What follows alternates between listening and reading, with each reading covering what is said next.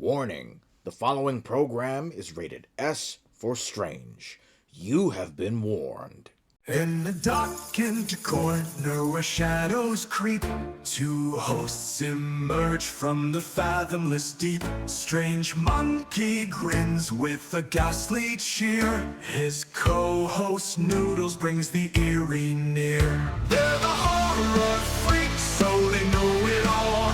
Questions fly like ghosts through the haunted hall. Yes, arrive with tales that will freeze your soul in the spooky spotlight where secrets unroll.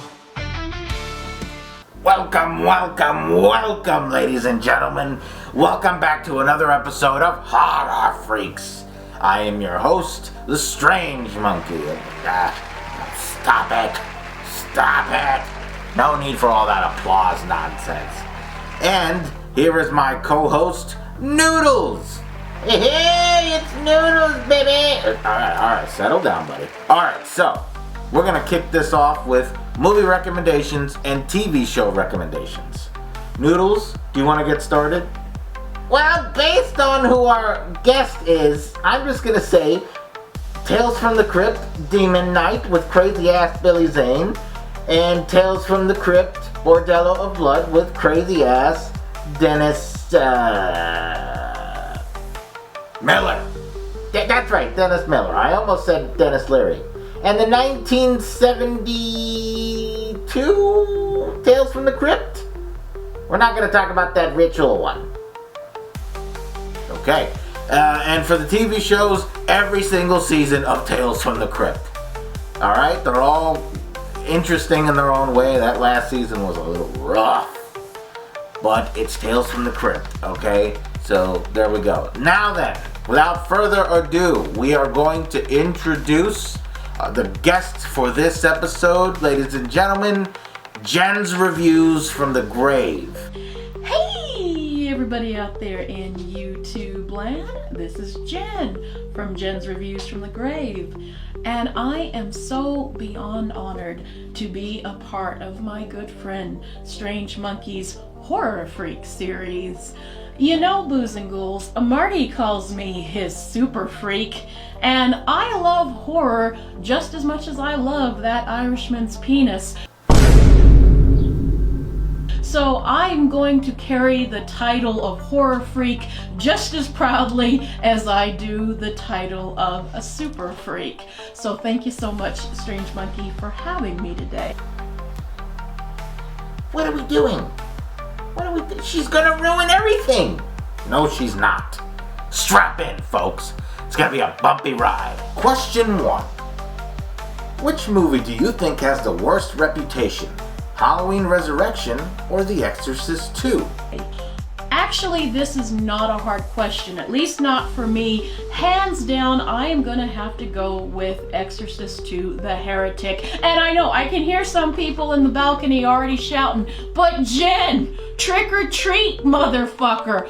We'll get there in a minute, but let me tell you guys why my vote goes hands down to Exorcist Heretic.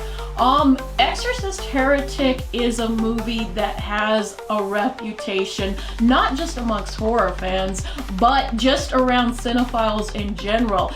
Everybody and their mother knows that this is, when you're talking bad movies, this is a movie that gets brought up a lot, whether it's horror people or just regular movie lovers. This is a movie that just leaves a giant bad taste in your mouth.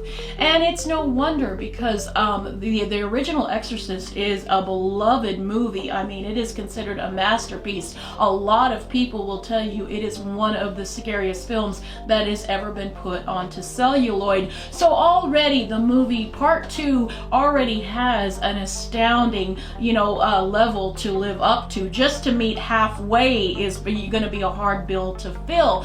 And for a while it looked like they might actually be able to pull something off, because the cast was one of those casts where like, oh, it's gonna work out great, because you had Richard Burton, you had Louise Fletcher, you had Linda Blair coming back, you had Max von Sydow, and Ellen Burstyn didn't come back because she had so many mishaps on the set. I believe she hurt her back pretty bad. And so she was like one to kind of give us an early insight. She's like, no, I don't care how much you're paying me, I'm not coming back.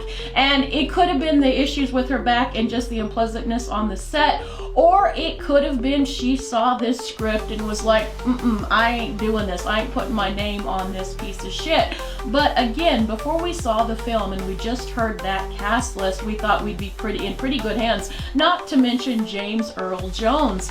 And the movie we got when the audience sat in the movie theater was just, oh my God, it is a nonsensical, it is almost nonsensical, the plot. And it's one of those movies you would think that they could have done maybe a little simpler plot would have been better. And the thing that I hear most people when they're talking about Exorcist 2 is that those fucking locusts. And yeah, I mean, all you ever have to say to a fucking horror fan is fucking locust, and we just shudder in complete revulsion, not in a horror way, but not in a good horror way. You know what I mean, guys? It is just such an epic failure. If you want to look at films that just failed so fucking hard, but it's one of those movies that, Jesus Christ, its reputation exceeds anything that you could hope for, any sort of goodness in this movie. And also Linda Blair, and she proved to be a really good actress in the original Exorcist,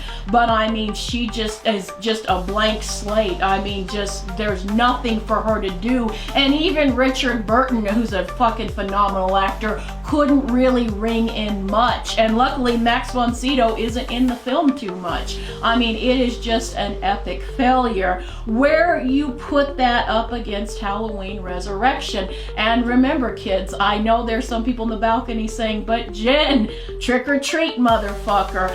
But see, Halloween Resurrection, it got a really bad reputation upon its release in the initial years after it was out too, and horror fans made a big deal of it, me included. And most horror fans, you'll find Halloween Resurrection, if they're doing a list of a countdown of worst to best Halloween movies, Halloween Resurrection for a long time was usually at the bottom of the barrel. But the thing with Halloween Resurrection I've noticed is that it is starting to, the tides aren't exactly turning, but people are getting a little softer toward that particular movie. Now, to be fair, are there problems with that movie? Oh, hell yes, there is. Besides the infamous trick or treat, motherfucker, which I used to hate, but now have kind of developed a soft spot for. We also have just the soap opera element of having Laurie Strode, Jamie Lee Curtis, realize, oh no, I didn't kill Michael in the last movie. That wasn't Michael, that was some random paramedic who was rendered mute. And yeah, it wasn't really Michael. And that has a very soap opera element. And then, spoilers for anyone who hasn't seen Halloween Resurrection, but Laurie Strode gets killed for the umpteenth time in this series. But don't worry, we're gonna fix it in another movie, kids. Don't worry about it. It has sort of a soap opera charm, but at the time it really pissed people off. But again, because of other movies, I'm looking at you, Halloween Ends, we can almost look back at Halloween Resurrection with kind of a fondness and a softness to it. And Buster Rhymes and Tyra Banks. Buster Rhymes is kind of fun. Again, I've kind of done, if I've ever done a 180 on a hot topic horror opinion, Buster Rhymes is probably the one I've done the most 180. I initially hated it like everybody else, but after every watch, I just kind of start finding myself smiling and just, it's not a good look, people, but it's just so bad, it's fun. It's one of those, it's not so bad it's good, it's just so bad, you can't help it. You're like, oh, little buddy, you're trying. God knows there's worse things in this franchise on the way. And if you put it up against Exorcist 2, The Heretic, or Resurrection, Jen and I think most horror fans are going to pick Halloween Resurrection. Even if they're not Halloween people, I think they're going to put it up. And that could be any movie. It doesn't even have to be Halloween Resurrection. I fucking hated Exorcist the Believer. It was a slog to get through. Thank God Daddy Meg Flanagan Flanagan is coming to save and resurrect this series and get our Exorcist back on track. If anyone can fucking save it, it's Mike Flanagan. I fucking hated that movie, but again, I would rather watch fucking Believer than Exorcist the Heretic. I mean, hands down, and I fucking hate that movie, but still. And so to go about the long way of answering your question, I would definitely say Exorcist 2 the Heretic. You know, I wish I had a time machine where I could just go back and stop these people from making this movie. You had all of the familiar faces from the previous film coming back. You have James Earl Jones, and you still screwed it up. I don't understand it. Halloween Resurrection, I mean, what a circus that was. I mean, you like, I don't have a problem with Busta Rhymes personally, but everything else falls apart. It's just, it's a bad dream that never happened. Alright, question 2. Would you spend the night in the real Amityville house for $1 million? For $1 million, would I spend the night in the infamous Amityville house? Hell, monkey, for a fucking $100 gift card to Amazon and a decent, not even a real fancy pizza, not like the pizzas my good friend Ben, the Cadaver Club, gets in California, but I'm just talking about, you know, just a decent slice of pizza and a $100 Amazon gift card. I would stay in that house.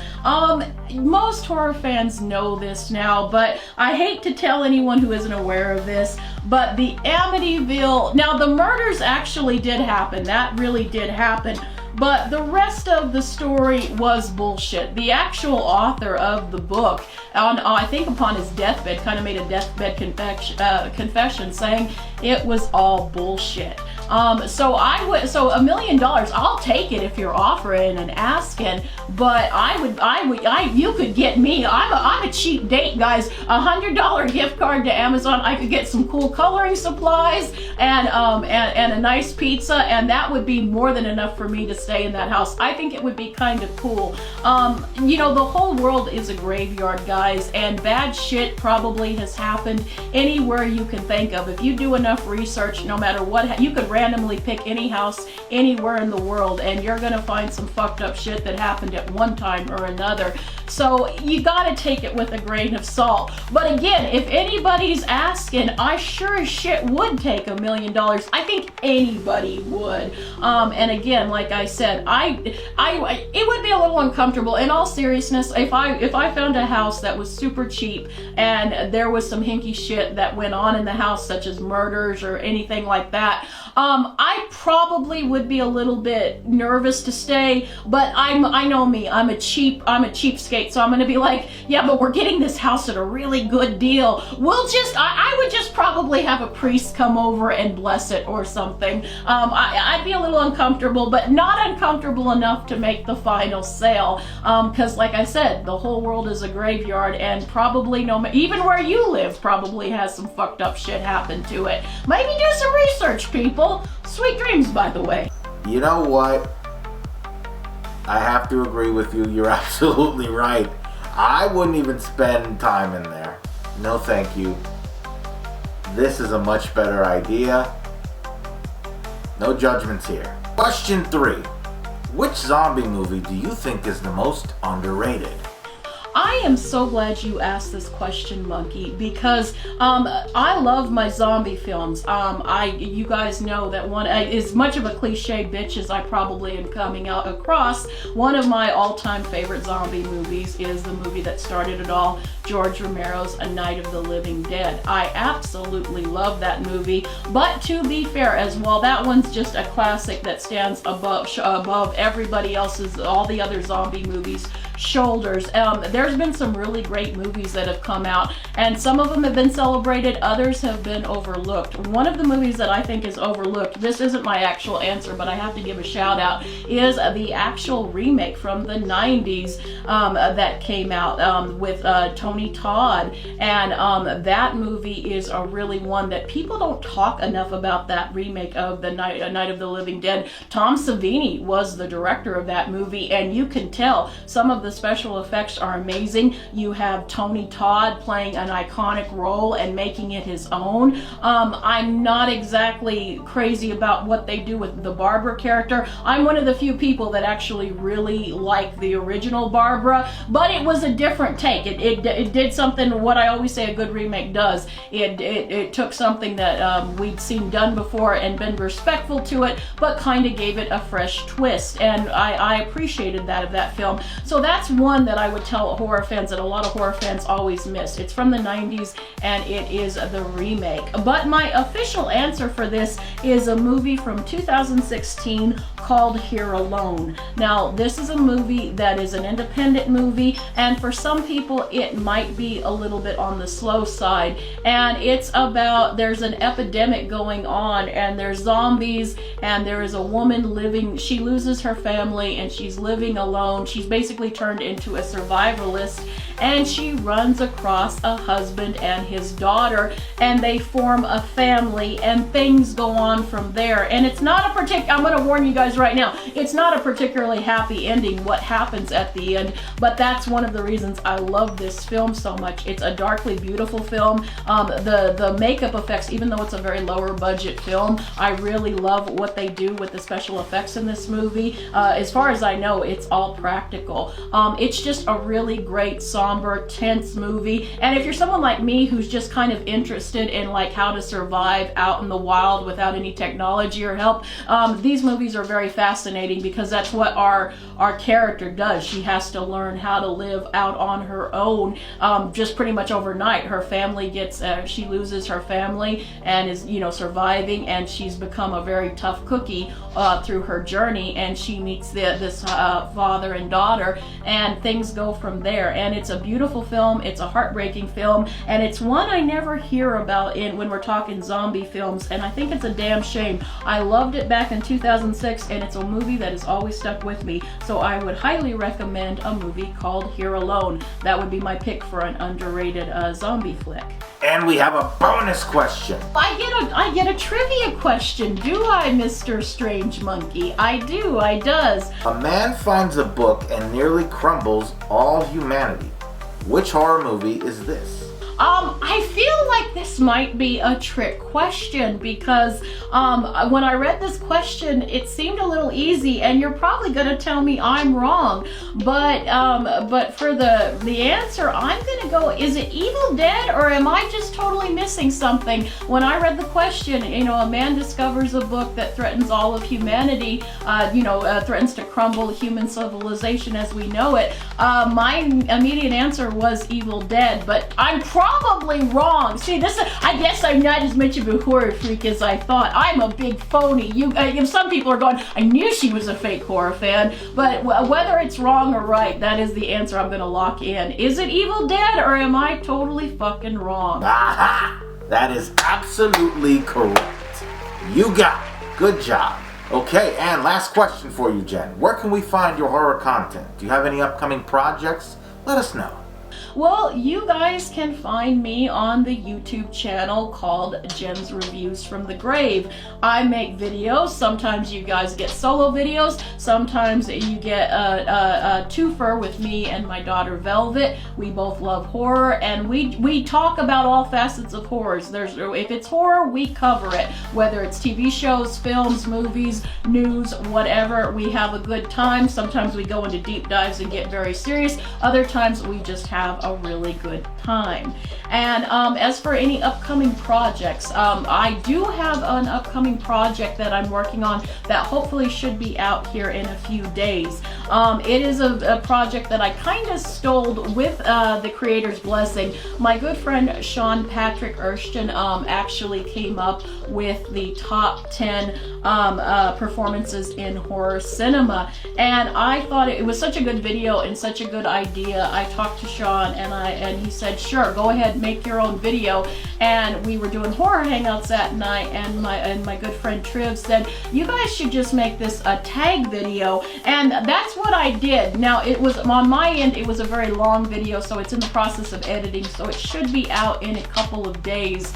But I'm tagging it. But anyone who wants to play and give their own picks for their 10 top horror performances, feel free. And I'm gonna also tag you, Strange Monkey. I don't remember if I did in my video or not, but I'm tagging you now because I'd really love to hear everybody's picks for their top 10 favorite horror performances ever. And I think it would be very interesting because I think so many people are gonna have so many different choices, and it'll resonate. People have very different reasons why certain scenes or certain performances resonate with them. So I think it's gonna be a hell of a conversation. It's an interesting video. I highly recommend y'all go check out Sean Patrick Erskines of the Horror Corners video, and to make one of your own if you're so inclined to do so. And Monkey, I'd really like you to do one because I'd be fascinated to hear your picks. But it's open to everyone, and that video should be out here pretty shortly. And we also should have a review of Osgood Perkins of The Monkey coming out shortly as well.